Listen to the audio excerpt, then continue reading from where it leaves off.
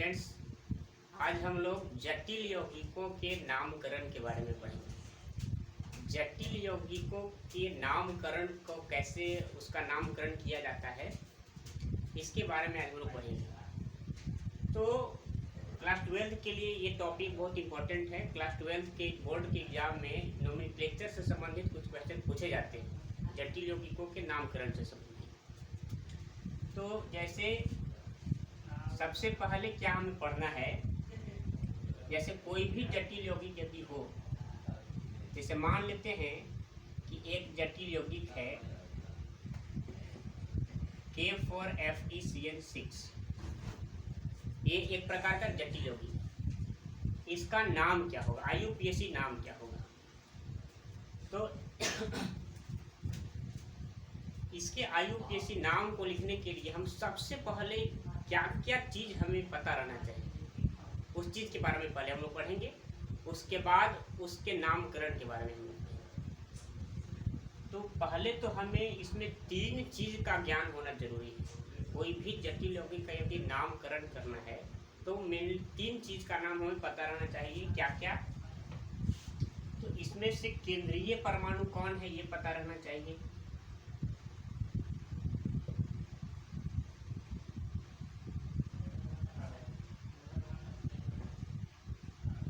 केंद्रीय परमाणु कौन होगा, लिगेंड्स कौन होगा,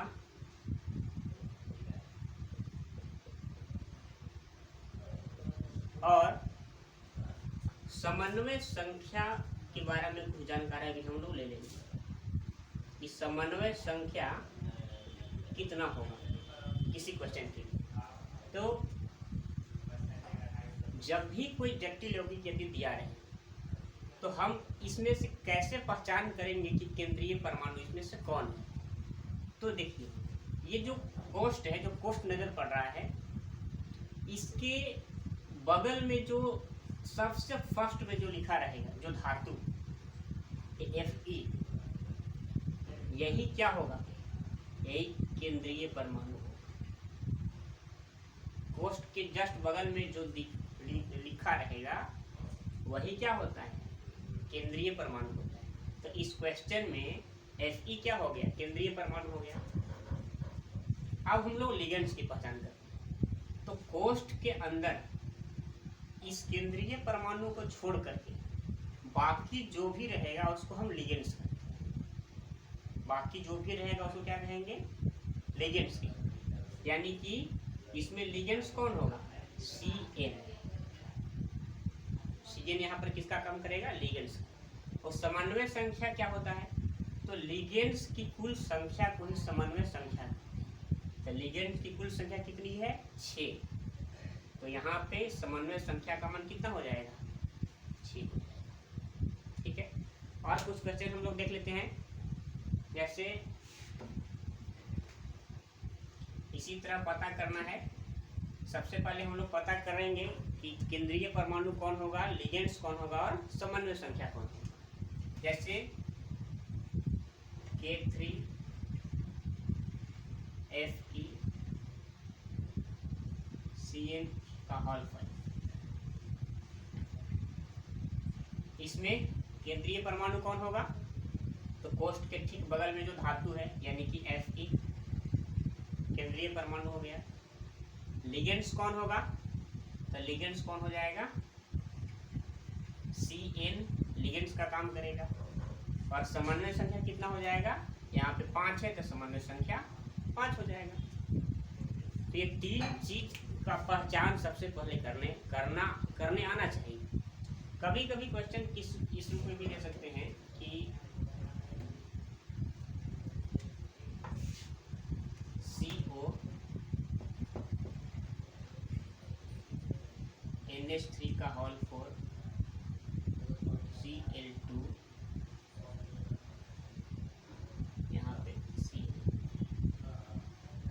इस प्रकार का भी क्वेश्चन पूछा जाता है। इसमें सबसे पहले केंद्रीय परमाणु को देखिए कौन होगा। तो कोष्ठ जहाँ से स्टार्ट होता है, तो कोष्ठ के बगल में जो धातु रहेगा, सबसे पहले जो आएगा धातु वही क्या होता है, केंद्रीय परमाणु। इस क्वेश्चन में केंद्रीय परमाणु का काम कौन कर रहा है, CO कर रहा है, कोबाल्ट कर रहा है। कोष्ठ के अंदर इस केंद्रीय परमाणु को छोड़ दें तो बाकी NH3 है और Cl है, तो बाकी जो भी रहेगा वो किसका काम करेगा? लिगेंड्स का काम करेगा। यानी कि यहाँ पे लिगेंड्स के रूप में कौन कौन आएगा? NH3 और Cl, NH3 और Cl लिगेंड्स का काम करेगा। यहाँ पे लिगेंड्स की संख्या कितना है? टोटल 2 प्रकार का लिगेंड्स है, NH3 है और Cl है। अब समन्वय संख्या की बात करेंगे कि समन्वय संख्या कितना होगा, तो लिगेंड्स की कुल संख्या कितना होगी? यहाँ पे 4 लिगेंड्स और यहाँ पे 2 लिगेंड्स, तो टोटल लिगेंड्स हो गया 6। तो समन्वय संख्या कितना हो जाएगा? समन्वय संख्या 6 हो जाएगा। कभी कभी कुछ इस टाइप में क्वेश्चन भी दे सकते हैं, जैसे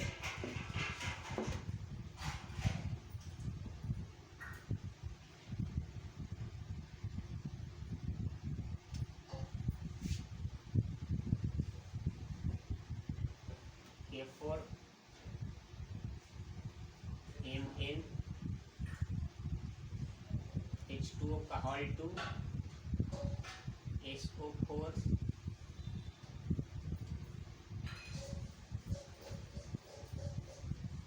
इस टाइप का। इसमें केंद्रीय परमाणु कौन होगा? तो कोष्ठ के बगल में जो धातु है Mn मैंगनीज, यहाँ पे केंद्रीय परमाणु का काम कौन करेगा? मैंगनीज करेगा। अब लिगेंड्स का काम कौन करेगा? तो इसको छोड़ करके बाकी जो भी बचेगा तो सारा काम किसका करेगा? लिगेंड्स का करेगा। तो H2O और SO4, यहाँ पे लिगेंड्स कौन कौन है? 2, H2O और SO4, ये दोनों यहाँ पे किसका काम करेगा? लिगेंड्स का काम करेगा। और समन्वय संख्या क्या होगा? तो समन्वय संख्या यानी कि लिगेंड्स की कुल संख्या, H2O 2 है, SO4 1, तो 2 और 1 टोटल कितना लिगेंड्स हो गया? 3। तो समन्वय संख्या कितना हो जाएगा इसकी? समन्वय संख्या का मान 3 हो जाएगा। तो इस तरह से हम केंद्रीय परमाणु को पता कर सकते हैं कि कौन केंद्रीय परमाणु है। सबसे पहले तो हमें यही जानकारी लेना है कि केंद्रीय परमाणु कौन होगा, लिगेंड्स कौन होगा और उसकी समन्वय संख्या क्या है। एक क्वेश्चन और हम ले लेते हैं, इसमें हमें पता करना है कि कौन केंद्रीय परमाणु होगा, कौन लिगेंड्स होगा। जैसे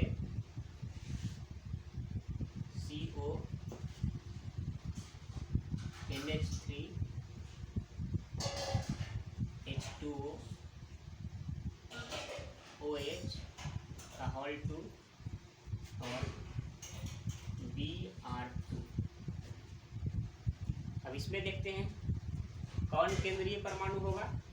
कोष्ठ के बगल में जो CO कोबाल्ट है, जो धातु है, सबसे पहला जो आता है वो केंद्रीय परमाणु होता है। तो यहाँ पे केंद्रीय परमाणु का काम कौन करेगा? कोबाल्ट करेगा। अब लिगेंड्स का काम कौन करेगा? तो लिगेंड्स यहाँ पे कितना टाइप का है? 3 टाइप का है। कोष्ठ के अंदर केंद्रीय परमाणु को छोड़ करके बाकी जो रखते हैं उन्हीं को क्या कहते हैं? लिगेंड्स कहते हैं। तो लिगेंड्स यहाँ पे कौन कौन है? NH3 है, H2O है और OH है। यानी कि यहाँ पे लिगेंड्स कौन कौन? NH3 H2O और OH, ये तीनों किसका काम करेगा? लिगेंड्स का काम करेगा। अब समन्वय संख्या की बात आती है, तो समन्वय संख्या इसके लिए कितना होगा? तो देख लेते हैं। टोटल लिगेंड्स की संख्या, 2 लिगेंड्स यहाँ पे है, 1 लिगेंड्स यहाँ पे और 1 लिगेंड्स यहाँ पे, टोटल कितना लिगेंड्स होगा? 4 लिगेंड्स। यानी कि समन्वय संख्या का मान कितना हो जाएगा? 4 हो जाएगा। ठीक है, इस तरीके से हम लोग केंद्रीय परमाणु और लिगेंड्स और उसकी समन्वय संख्या के मान को हम बता सकते हैं कि कौन केंद्रीय परमाणु है, कौन लिगेंड्स है और कितना उसका समन्वय संख्या। तो आज के लिए इतना ही दोस्तों। बाकी अगले क्लास में हम लोग इस नोमेनक्लेचर से संबंधित और कुछ नियम जानेंगे, उसके बाद नोमेनक्लेचर का क्वेश्चन बनेगा। धन्यवाद।